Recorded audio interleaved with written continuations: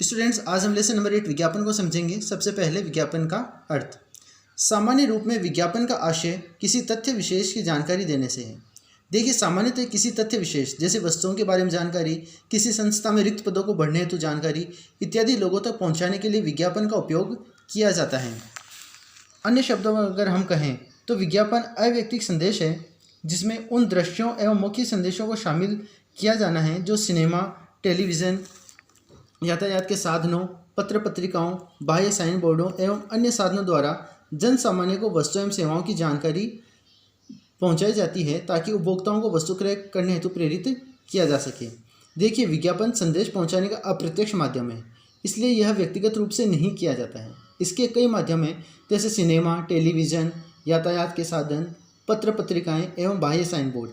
इन माध्यमों के द्वारा लोगों तक वस्तुओं और सेवाओं की जानकारी पहुँचाई जाती है जिससे कि ग्राहक वस्तुओं को खरीदने के लिए प्रेरित हों।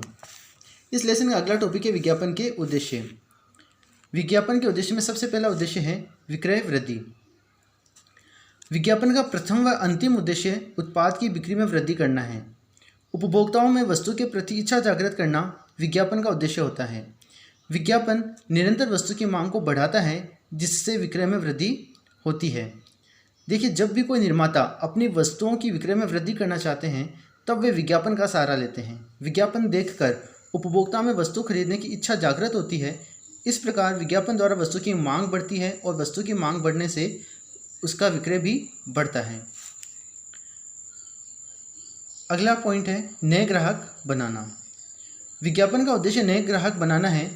विज्ञापन के माध्यम से वस्तु की उपलब्धि, कीमत, उपयोग आदि के बारे में जानकारी मिल जाती है जिससे ग्राहक विभिन्न वस्तुओं की तुलना करके विवेकपूर्ण एवं सुविधापूर्ण क्रय कर सकता है। देखिए, विज्ञापन का एक उद्देश्य नए ग्राहक बनाना भी है। जिन लोगों ने अभी तक वस्तुओं का क्रय नहीं किया है तब वह कंपनी विज्ञापन के माध्यम से उन लोगों तक पहुंचने का प्रयास करती है। विज्ञापन से लोगों को वस्तु की उपलब्धि का स्थान, कीमत, उपयोग की विधि आदि की जानकारी मिल जाती है जिससे ग्राहक अन्य कंपनियों की वस्तुओं से तुलना करके वस्तुओं का सुविधापूर्ण क्रय कर सकते हैं। विज्ञापन के उद्देश्यों में तीसरा पॉइंट है नए बाजारों में प्रवेश करना। विज्ञापन का उद्देश्य मांग को बढ़ाना है व उपभोक्ताओं की पुरानी उपभोग आदतों एवं रुचियों में परिवर्तन कर नए उत्पाद को उपयोग में लाने के लिए प्रेरित करना है। फलस्वरूप उपभोक्ताओं की संख्या बढ़ती है व नए बाजारों में प्रवेश करना भी संभव होता है। देखिए, विज्ञापन का उद्देश्य मांग को बढ़ाना है। इसके लिए निर्माता विज्ञापन के माध्यम से लोगों को इस प्रकार प्रेरित करते हैं कि वे अपनी पुरानी उपभोग संबंधी आदतों एवं रुचियों में परिवर्तन करके नई प्रकार की वस्तु का उपयोग करने लगते हैं। इससे कंपनी के ग्राहकों की संख्या बढ़ती है। फलस्वरूप कंपनी को वस्तुएं बेचने के लिए नए बाजार मिल जाते हैं।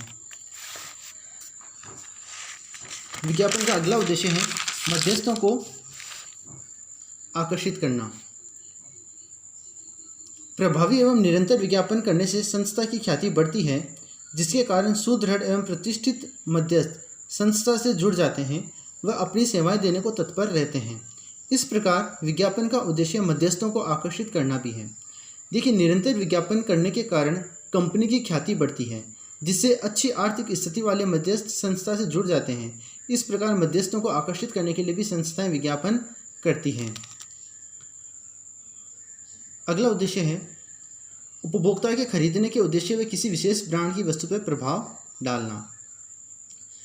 उपभोक्ता वस्तु को खरीदने के लिए उसके आसपास ही होता है, इसलिए वह संभावित बिक्री के करीब ही होता है और वह विवेकपूर्ण व विश्वसनीयता से वस्तु के प्रति अपनी इच्छा को बताता है। वह उस वस्तु को खरीद भी सकता है और नहीं भी खरीद सकता। इस खरीद की असमंजस वाली स्थिति से उपभोक्ता को प्रभावित करके उपभोक्ता द्वारा विज्ञापन उत्पाद को खरीद लेना ही विज्ञापन का उद्देश्य है। देखिए, कई बार उपभोक्ता किसी वस्तु को खरीदना चाहता है परंतु वो कुछ दुविधा में होता है। उसके दिमाग में वस्तु को लेकर कई प्रकार के प्रश्न आते हैं। यदि उसे उसके प्रश्नों के जवाब मिल जाते हैं तो वह उस वस्तु को खरीद सकता है, अन्यथा नहीं।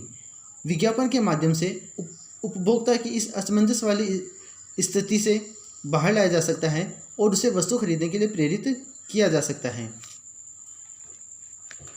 इस लेसन का अगला टॉपिक है विज्ञापन के माध्यम।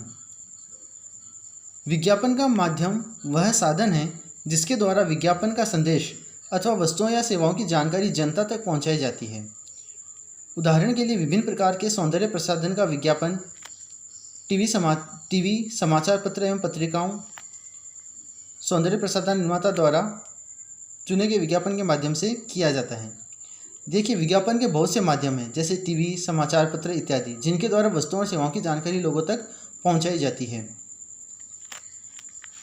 विज्ञापन के कुछ माध्यम इस प्रकार हैं। सबसे पहले है बाह्य विज्ञापन। बाह्य विज्ञापन का आशय ऐसे विज्ञापन से है जो दीवारों, परिवहन के साधनों, पोस्टरों, विद्युत साइन बोर्ड, होर्डिंग्स, स्टिकर द्वारा किए जाते हैं। इस विज्ञापन में आकर्षक चित्रों एवं रंगों का प्रयोग किया जाता है, जिसके फलस्वरूप राह चलते लोगों का ध्यान स्वतः ही इनकी ओर आकर्षित हो जाता है। देखिए, जो विज्ञापन दीवारों, परिवहन के साधनों, पोस्टरों, विद्युत साइन बोर्ड, होर्डिंग्स, स्टिकर द्वारा किए जाते हैं, वे बाह्य विज्ञापन कहलाते हैं। ये विज्ञापन आकर्षक रूप से तैयार किए जाते हैं, जिस कारण लोग स्वतः ही इनकी ओर आकर्षित हो जाते हैं। बाह्य विज्ञापन के प्रमुख साधन इस प्रकार हैं। सबसे पहले है दीवार लेखन। इसमें विज्ञापनकर्ता अपने संदेश को दुकान, मकान की दीवारों, पुलिया की दीवार पर बड़े बड़े अक्षरों से लिखवा देता है।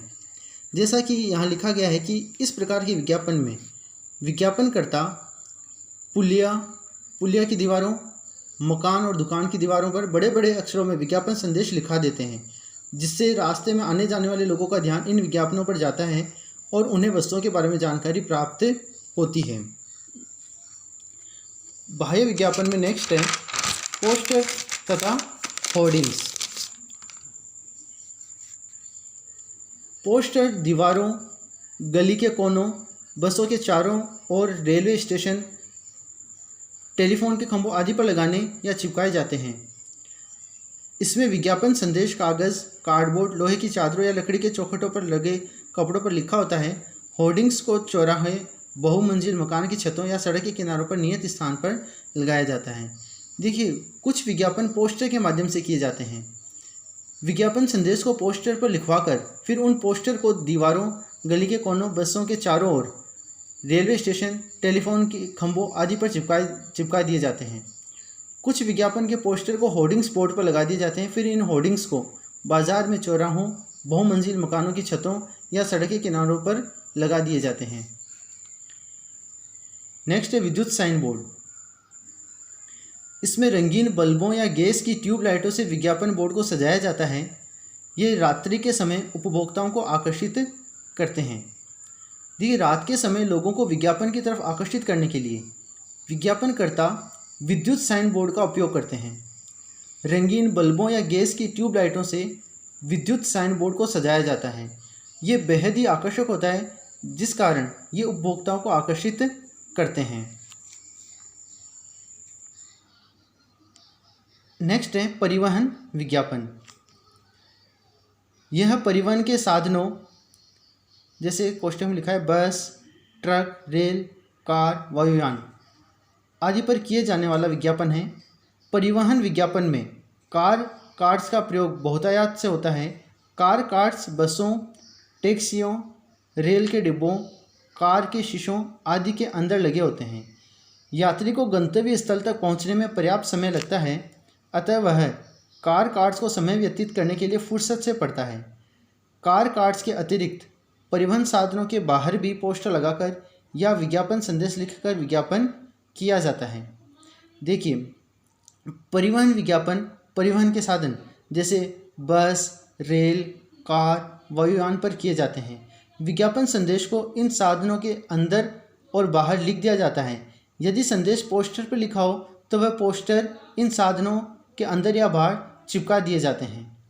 कई बार विज्ञापनकर्ता टैक्सियों, रेल के डिब्बों, कार के अंदर कुछ कार्ड्स रख देते हैं जिन पर वस्तुओं से संबंधित संदेश होता है।